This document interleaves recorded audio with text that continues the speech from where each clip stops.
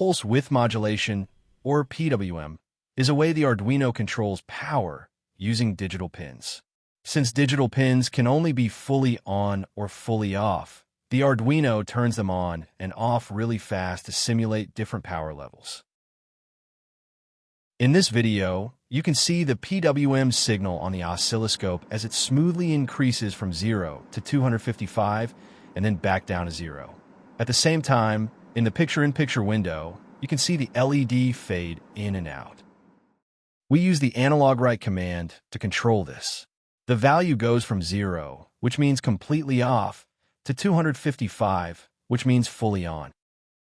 The Arduino UNO has special pins that support PWM, usually marked with a tilde symbol, like pin 3, 5, 6, 9, 10, and 11. PWM is useful for things like dimming LEDs, controlling motor speed, or creating sound with a buzzer. See you in the next lesson. Keep building and keep learning.